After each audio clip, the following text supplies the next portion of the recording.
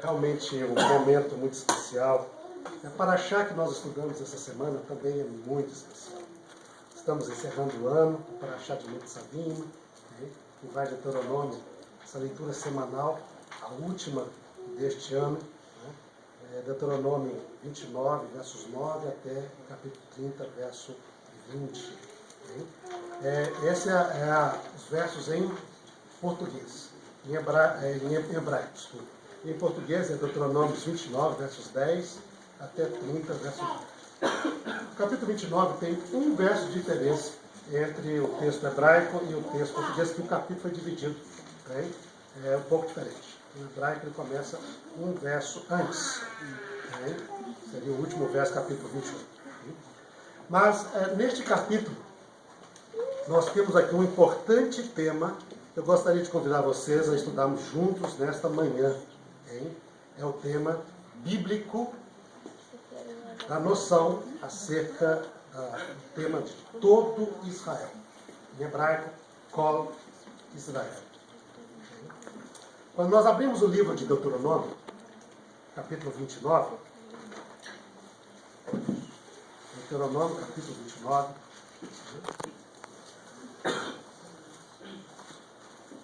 nós lemos então no início desse capítulo, e o verso, nosso verso é o verso 2 em português, vamos então citar os versos pela sua numeração em português. Okay? Diz lá, um pouquinho antes dessa paraxá, no início da história, diz, chamou Moisés a todo Israel. Então, Moisés chamou Kol Israel. A todo Israel. Para renovar a aliança com Deus antes de entrar na terra prometida. Então, nós temos aqui a expressão do todo Israel. E a nossa paraxá explica quem é esse todo Israel que se refere ao texto bíblico. Então nós vamos ao capítulo, verso número 10. E começa a dizer então quem estava ali, que é chamado de todo Israel no verso 2. Diz assim, vós estáis hoje aqui todos, Kulhem, todos vós, perante o Senhor, vosso Deus. Quem é que estava ali? Diz o verso 10. Os cabeças das vossas tribos. Então os líderes das tribos, as 12 tribos estavam ali. Os vossos anciãos, os líderes das famílias, em cada tribo estava ali. Vossos oficiais, pessoas apontadas para desenvolver postos oficiais ali, estavam ali também. Todos os homens de Israel. Todos os homens. Os vossos meninos, verso 11. As vossas mulheres. Então as crianças estavam ali. E também todas as mulheres estavam ali. Aí o texto continua dizendo, e o estrangeiro está no meio do vosso arraial. Desde o vosso rachador de lenha até o vosso tirador de água.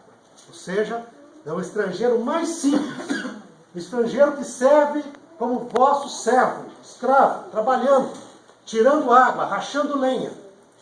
Todos vocês estão aqui hoje. Para quê? Com que propósito? Diz o verso 12. Para que entres na aliança do Senhor teu Deus e no juramento que hoje o Senhor teu Deus faz contigo. Para que hoje te estabeleça por seu povo e ele te seja por Deus, como tem prometido, como jurou aos teus pais, Abraão, Isaac e Jacó. É interessante notar aqui de forma muito curiosa, que a definição todo Israel, aqui em Deuteronômio 29, incluía todos os grandes líderes, os chefes de tribo, as cabeças das tribos, os anciãos, os oficiais. Estes eram os homens importantes. Homens importantes e todos os homens de Israel. Os homens não importantes. Todos os homens estavam ali. Todas as crianças, e a palavra aqui envolve meninos e meninas. Todas as mulheres E aí nós esperaríamos que parasse. Bom, esse é o todo Israel. Não. E o estrangeiro que está no vosso meio. O estrangeiro. Desde o mais insignificante estrangeiro. Aquele que trabalha tirando água para você. Aquele que racha a sua lenha. Se é estrangeiro e está no vosso meio, ele aqui é contado como todo Israel. E qual o objetivo? É que todas essas pessoas, inclusive o estrangeiro, entrasse na aliança com o Senhor teu Deus, no juramento que ele faz, para que ele fosse povo de Deus, como Deus tinha prometido a Abraão e Isaque. Então, um ponto curioso que nós vemos aqui é que a noção bíblica de todo Israel na Torá nunca foi exclusiva somente aos descendentes físicos de Abraão, mas envolvia também até os estrangeiros que estavam no meio deles. Nunca se limitou ao sexo, não é somente para os homens, é também para as mulheres. Nunca se limitou à idade, é para idosos, adultos e também crianças. Nunca se limitou a uma raça. Envolvia israelitas e também estrangeiros. Todos eles eram chamados a fazer parte de todo Israel. E é interessante que o texto não para aqui. Se fosse só isso, já seria interessantíssimo. Mas o texto continua. Hein? Se nós continuamos o capítulo, hein? Diz. Tá? Logo depois, verso 14. E não é somente convosco que faço essa aliança e esse juramento. Isso não é tudo. Não é somente convosco que faço essa aliança. Hein? Diz, porém com aquele que hoje aqui está conosco perante o Senhor nosso Deus. Então, quem está aqui hoje, entra nessa aliança. E quem, diz aqui o finalzinho do verso 15, e também com aquele que não está hoje aqui conosco. Então, é convosco que estáis aqui, todo esse grupo, e também com aqueles que não estão.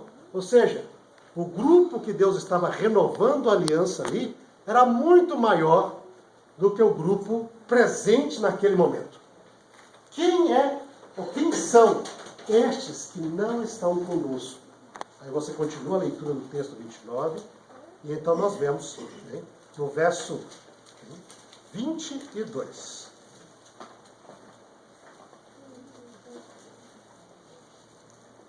Então dirá a geração vindoura, os vossos filhos que se levantarem depois de vós. Quem é que não estava ali?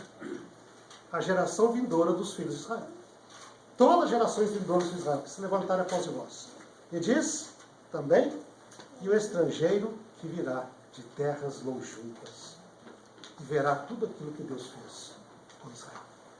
Quem são aqueles que não estavam ali? Todas as gerações dos filhos israelitas e todos os estrangeiros que viriam em busca de Deus. Deus diz, com estes eu faço esta aliança hoje. Esse capítulo é extremamente importante. É extremamente importante. Porque ele lança na Bíblia a noção do Kol Israel. O todo Israel na perspectiva da aliança de Deus. Esse Kol Israel sempre foi muito inclusivo. Os israelitas e os não israelitas que buscassem o Senhor. Nós analisamos isso e essa perspectiva é interessante, ela vai por toda a Bíblia. Eu gostaria de passar rapidamente com vocês. Na aliança de Deus com Davi, em 2 Samuel, no capítulo 7. 2 Samuel, capítulo 7.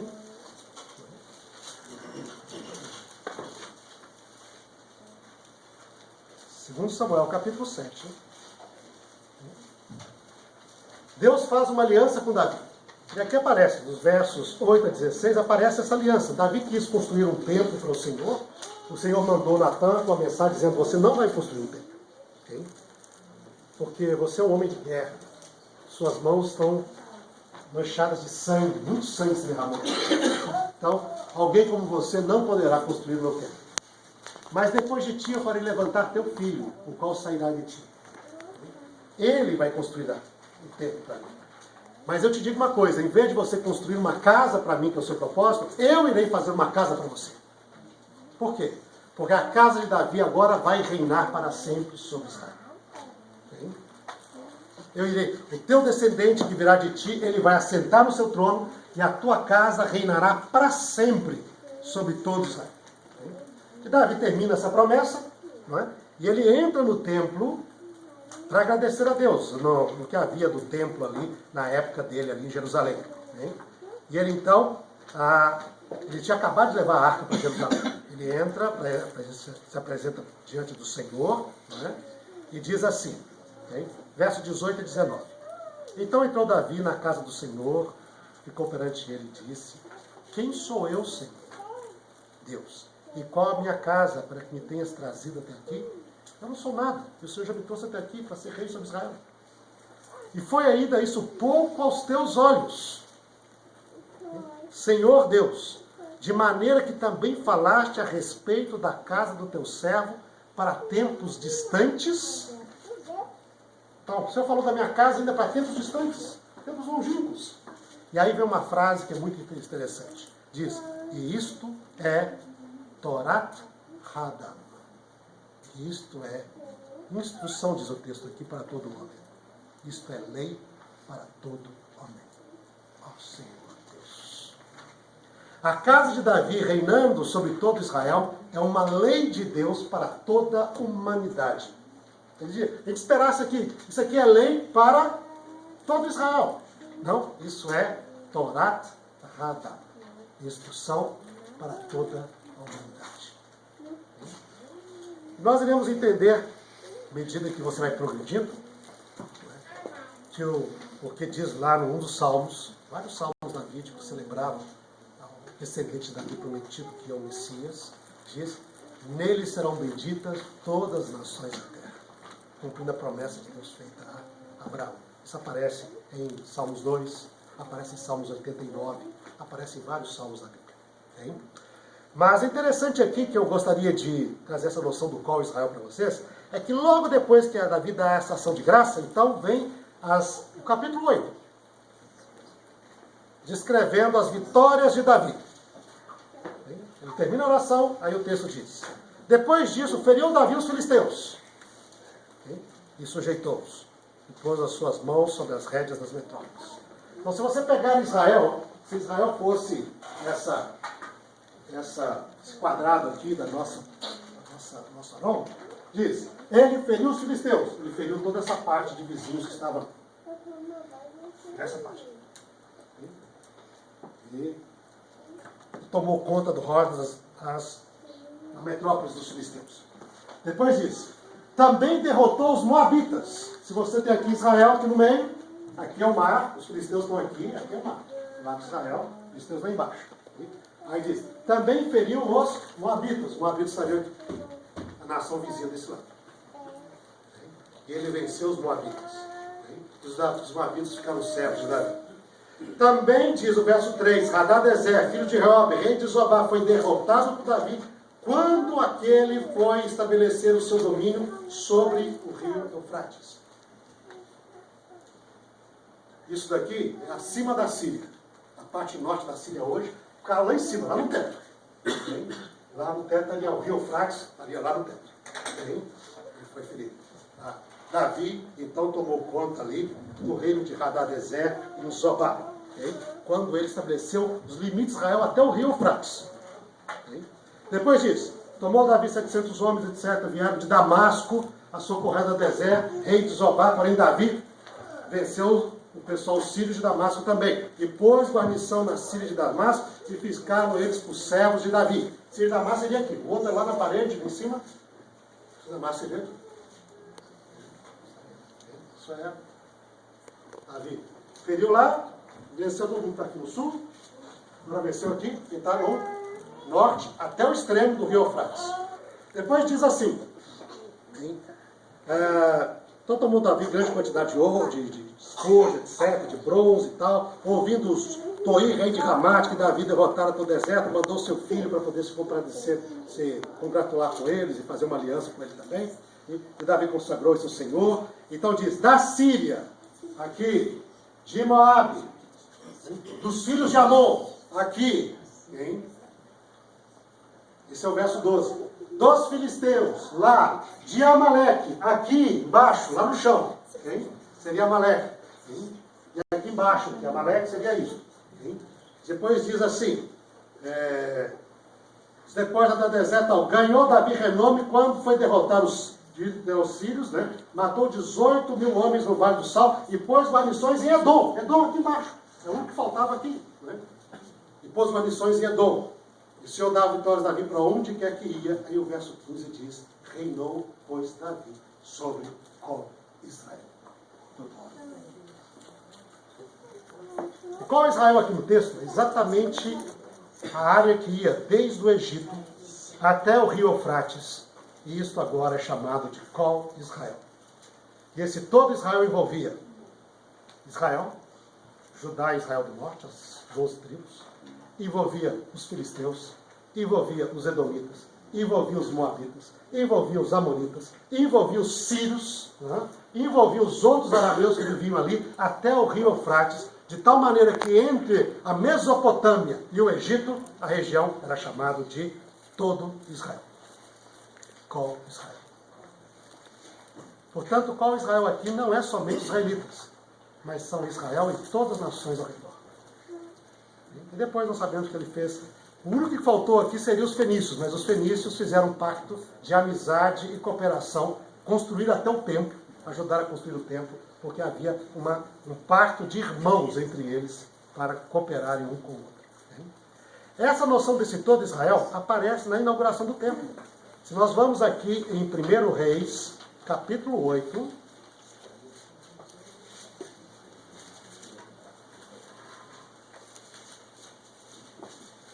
Primeiro Reis, capítulo 8,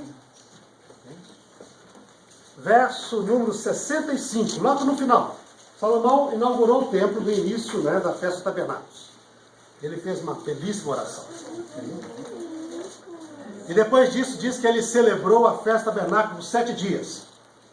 Diz que a festa foi tão boa, o pessoal ficou tão feliz, que ele resolveu celebrar por mais 7 dias. Fez dobrou a festa do tabernáculo, 14 dias de festa. Okay? E aí, então, vem essa observação. No mesmo tempo, verso 65, celebrou Salomão também a festa dos tabernáculos e todo Israel com ele. Kol Israel. Imo. Todo Israel. Quem é esse todo Israel? Uma grande congregação. Desde a entrada de Hamat. Hamat é a cidade que ficava no rio Eufrates, em Zobá. É chamado Levou Hamat. Que Davi venceu lá quando foi estabelecer o seu poder sobre o rio Eufrates.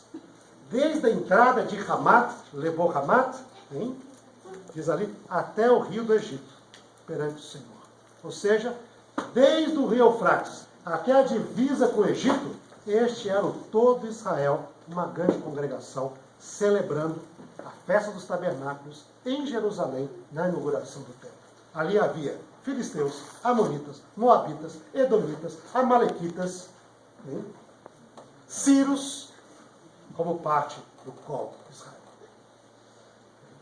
Então, novamente, nós vemos aqui uma noção bíblica muito interessante. O Kol, a expressão Kol Israel nesses textos, não se refere somente aos filhos de Israel, descendência carnal, mas a Israel, os israelitas, e a todos os estrangeiros que tivessem associado ao Senhor e adorassem ao Senhor no seu tempo.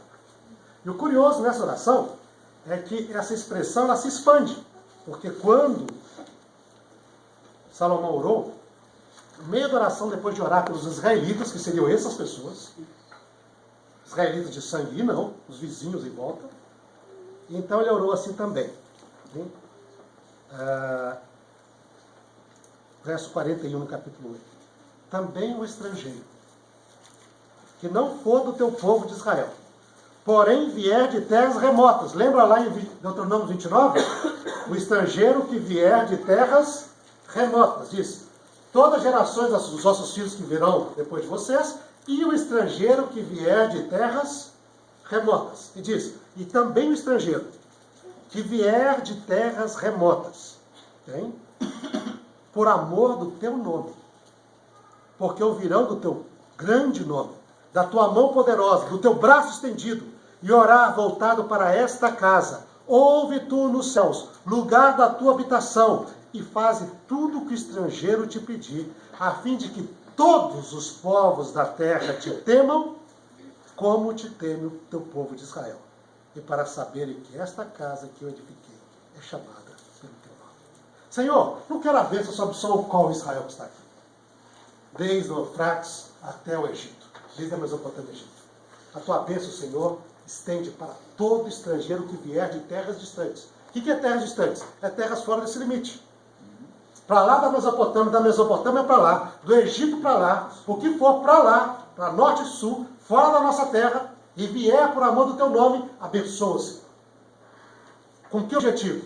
A fim de que todos os povos da terra te temam, como te teme o teu povo de Israel. E essa parte da aliança que Deus fez lá, 29, o estrangeiro que vier de terras distantes. Ele também está na minha aliança.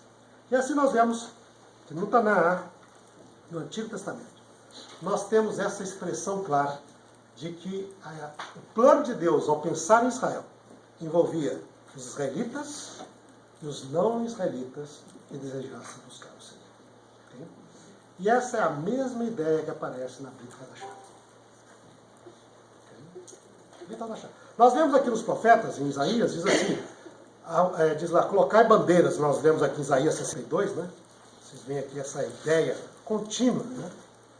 Nós cantamos em várias partes, diz que Mitzion Tetzetorá, o Devá, Hashem Yerushalayim, para quem? Para todas as nações. Quando você lê em Isaías 2, é para ir de Jerusalém para todas as nações do mundo. Esse é o contexto. Lá em Isaías 62, que nós lemos aqui, né, diz lá os versos 10 e 12.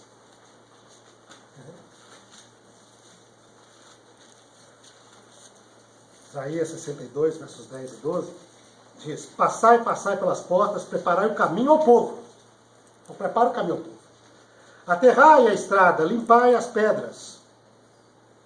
Então, o povo, nós pensamos, é o povo de Israel, sim. Mas diz ali, arvorai bandeira aos povos. É o povo, mais os povos. Para que venha o povo de Israel e venham os povos também. O caminho que vai ser preparado. E eis que o Senhor fez ouvir até a extremidade da terra essas palavras. Dizei à filha de Sião, eis que vem o teu Salvador. Com ele está a recompensa diante dele, o teu galardão. Chamar-vos-ão povo santo, remidos do Senhor, e tu, Sião, será chamada procurada, cidade não deserta. Ou seja, o povo de Israel e todos os povos que ouvissem o chamado de Deus, viriam e fariam parte deste povo santo ao Senhor. Okay? Essa é a perspectiva, que aparece aqui no profeta Isaías, né? E inclusive ali apresentando isso claramente, os capítulos que antecederam. Quando nós vamos ao Novo Testamento, a Brit Hadashah, nós temos também essa mesma perspectiva, em várias passagens. Okay? Yeshua, quando foi apresentado no templo, e logo Simeão pegou e diz, agora o Senhor dá descanso ao teu servo, porque os meus olhos viram a tua salvação. Quem que é essa tua salvação aqui? Ele é a luz dos gentios e a glória de Israel. Sempre essa noção bem voltada, universal. E é curioso que, não vou ter aqui poucos, tempo, esse estudo aparece através de várias partes da Bíblia, né? Mas algumas passagens somente que vão nessa direção. João, capítulo 10. Yohanan, Bessorá, Yohanan, Bessorá, o Evangelho de João, capítulo 10, a parábola do bom pastor. Eu sou o bom pastor, disse Jesus. Eu sou o bom pastor. Parábola do bom pastor. Jesus diz o seguinte nessa parábola, nos versos 14 a 16. Eu sou o bom pastor. Eu conheço as minhas ovelhas. E elas me conhecem a mim. Assim como o Pai me conhece a mim, eu conheço o Pai e dou a vida pelas ovelhas.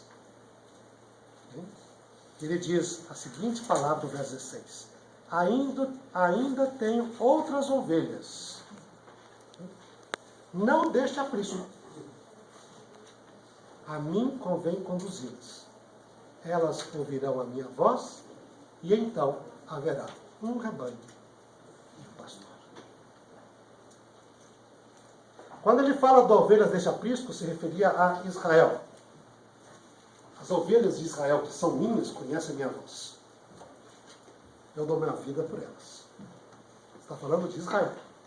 Mas ele diz, mas além das ovelhas que eu tenho em Israel, eu também tenho outras ovelhas, que não são deste aprisco. A mim importa também chamá-las. E quando eu fizer isto, então haverá o que é a vontade de Deus. Um rebanho, um pastor. Um rebanho, um pastor. Interessante ver que essa teologia que aparece lá em Deuteronômio 29, ela aparece em várias partes da Bíblia, inclusive na oração sacerdotal, hein, de Yeshua, hein, quando ele ora pelos discípulos, não é? Ele ora pelos seus discípulos. E ele usa a mesma expressão que apareceu lá. Hein? Quando nessa oração ele diz assim. Hein? Verso, então aqui,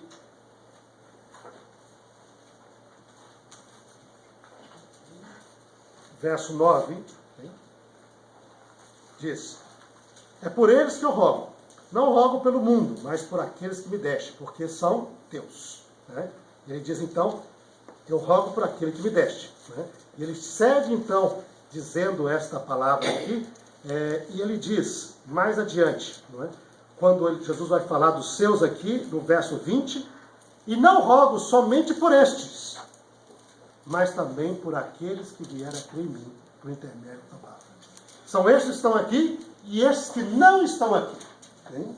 Semelhante a Deuteronômio 29. Ou seja, não oro somente por estes que estão aqui, oro por estes, mas oro por aqueles que